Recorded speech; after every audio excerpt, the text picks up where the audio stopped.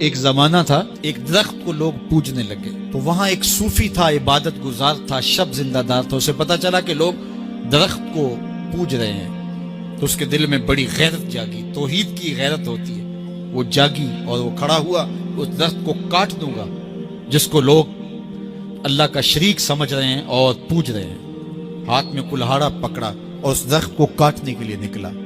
راستے کے اندر شیطان کھڑا تھا، اس نے کہا میں تو نہیں جانے دوں گا، اور شیطان نے راستہ روکا، اس نے پٹک کے شیطان کو زمین پہ مارا اور اس کی چھاتی پہ بیٹھ گئے۔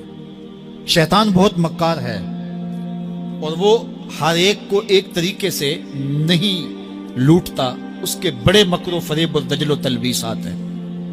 اس نے دوسرا طریقہ اختیار کیا، اس نے کہا جناب آپ عبادت گزار ہیں، تہجد گزار ہیں، شب زندہ دار ہیں، آپ درخت کو کاٹیں گے، لوگ آپ کے مخالف ہو جائیں گے، پھر آپ کو ان کے مقابل کھڑا ہونا پڑے گا، اور سویرے شام لڑائی ہی لڑائی، آپ کی عبادتوں کے وقت میں خلل آئے گا۔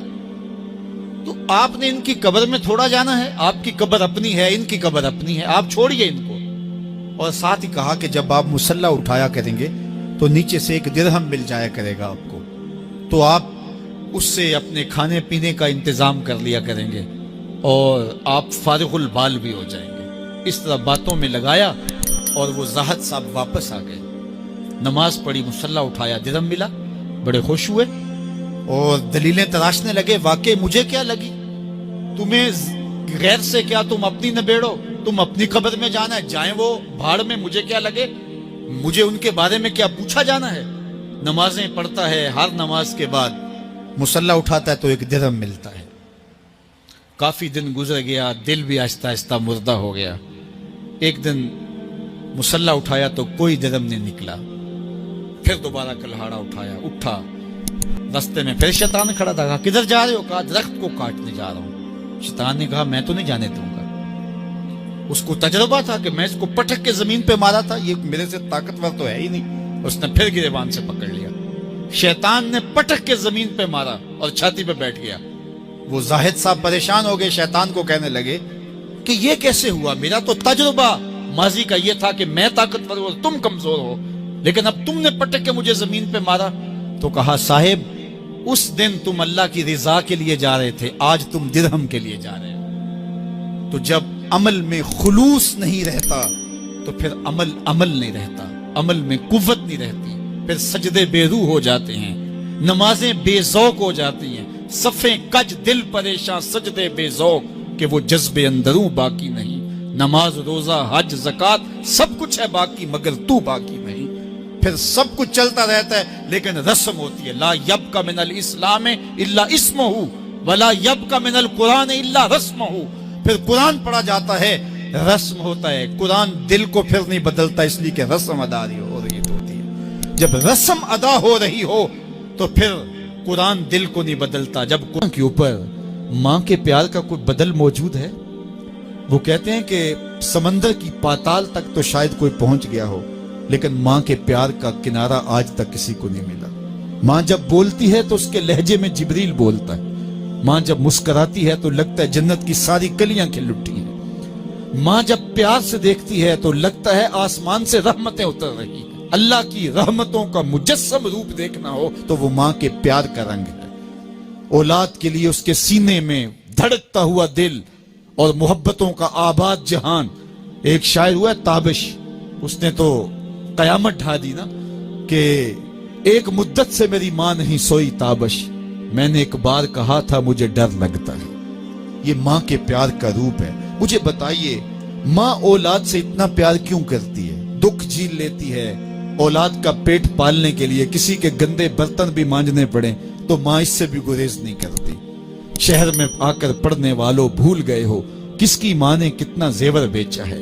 مائیں اولاد کے لیے کتنے دکھ جھیلتی ہیں، کتنی تکلیفیں جھیلتی ہیں۔ ان کا نور نظر جب کامیاب ہو کر کے آتا ہے تو وہ چہرے کی بلائیں لیتی ہیں، پھولے نہیں سماتی۔ ماں کو، باپ کو اولاد سے اتنا پیار کیوں ہے؟ تو آپ ایک ہی جواب دیں گے، اس لیے کہ ماں نے اولاد کو جنم دیا ہے۔ جس ماں نے جنم دیا ہے وہ اتنا پیار کرتی ہے تو جس رب نے خلق کیا ہے وہ کتنا پیار کرتا ہے۔ جنم دینے والی کا پیار کسی ترازو پہ نہیں تولا جا سکتا، تو جس نے خلق کیا اس کے پیار کا عالم کیا ہے۔ تو وہ خود پکار کے کہتا ہے اللہ زی خالقہ کا، کیوں مجھ سے بھاگ رہا ہے، میں تیرا خالق لگتا ہوں۔ ماں کو چھوڑ کے بچہ بھاگے نا تو ماں کہتے پتر اتنی ٹھنڈی چھاؤں کہیں نہیں ملے گی، آجا پلٹ کے، زمانے کی ٹھوکریں تجھے مار دیں گی، آجا زمانے کی دھوپ تجھے جلا دے گی۔ مالک بھی کہتا ہے او بھاگنے والے آجا پلٹ کے، میں تیرا رب لگتا ہوں، میں تیرا خالق لگتا ہوں، آجا پلٹ کے۔ اللہ زی خالقہ کا فسواک فعدلک فی ای صورت ما شاء رکبک، تجھے صورت دی، تجھے چمکتی آنکھیں دی، تجھے روشن چہرہ دیا، تجھے بولنے والی زبان دی، تجھے سننے والے کان دیے، تجھے کیا کچھ نہیں دیا، اور اسی کا در چھوڑ کے بھاگ رہا ہے۔ آجا شیطان کے ہتھے چڑھ گیا، شیطان تجھے جہنم کے گڑھے میں پھینکے گا جا کے، آجا پلٹ کے، میں تیرے لیے جنت بنا کے رکھی ہے۔ جنت میں باغ ہیں، وہاں دودھ کی نہریں ہیں، شراب مصفہ کی نہریں ہیں، وہاں تیرے لیے بڑا کچھ ہے، لیکن تجھے بتاؤں وہاں محمد عربی کے ڈیرے بھی ہوں گے۔ آجا جنت میں، آجا پلٹ کے میری رحمتوں کے سائے میں آجا۔ صاحبو بہت وقت گزار چکے، تھوڑا وقت باقی ہے، آئیے اس کے حضور سچی توبہ کر کے اس کی طرف رجوع کریں۔ جانا تو ہے ہی، آج بندگی کا سر جھکانے کے لیے مسجد کا رخ نہیں کریں گے، اس کے حضور نہیں جائیں گے تو کل لوگ اٹھا کے لے کے آئیں گے۔ وہ وقت بھی آنے والا ہے جب تیری آنکھیں ہولے سے بند کر دی جائیں گی، اور جب چٹے لباس میں تجھے لپیٹ دیا جائے گا، ناک میں روئی ٹھونس دی جائے گی۔ وہ لمحے ہوں گے جب غسال تجھے چاہے ادھر پلٹ دے چاہے ادھر پلٹ دے، تو یہ کہہ بھی نہیں سکے گا کہ مجھے یوں کیوں پلٹ رہے ہو۔ وہ لمحے آنے والے ہیں، وہ گھڑیاں آنے والی، قبل اس سے کہ وہ وقت آئے کوئی حجت باقی نہ رہے۔ آج میرے پاس بھی وقت ہے، آج آپ کے پاس بھی وقت ہے۔ آج کا پچھتاوا کل کی بہتری کی ضمانت بن سکتا ہے، کل کا پچھتاوا سوائے حسرت بڑھانے کے اور کچھ نہیں ہو سکتا۔ ہم سمجھتے ہیں اس دنیا سے ہم نے جانا ہی نہیں، بیٹھ ہی رہنا ہے، ہم نے ہماری منصوبہ بندیوں میں موت کہیں رکھی نہیں ہوئی، یہ پلازا بنانا ہے، یہ مارکیٹ خریدنی ہے، اتنی جائیدادیں اور زمینیں لینی ہیں، یہ راستے میں گھات لگائے صاحب کہیں موت بھی کھڑی ہے۔ جب تو جائے گا تو سب کچھ یہیں پڑا رہ جائے گا۔ وہ جو تو نے گھر بنایا اس میں تجھے ایک رات بھی نہیں رکھیں گے، وہ تجھے اپنے ہاتھ سے غسل دینے کے لیے بھی آمادہ نہیں ہوں گے۔ ڈر لگتا ہے انہیں اب تیرے سے، لباس بھی پھاڑ کے اتاریں گے۔ جاندی واری ڈرونا بنیو تے ہاتھ نہ لاندے ڈر دے، جنہ لئی تو پاپ کمائے اج کتھے نہیں تیرے کر دے۔ وہ کہاں چلے گئے؟ قبل اس سے کہ وہ وقت آئے، وہ بندہ مان جائے پھر ہاتھ کاٹے۔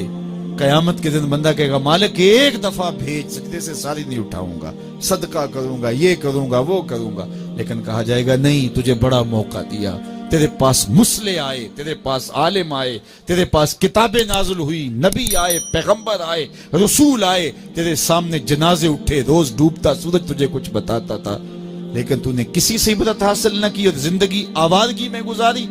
آج تیرے لیے کچھ نہیں ہے اور تجھے پلٹ کے نہیں جانا بلکہ اپنے اعمال کی سزا کاٹنی ہے۔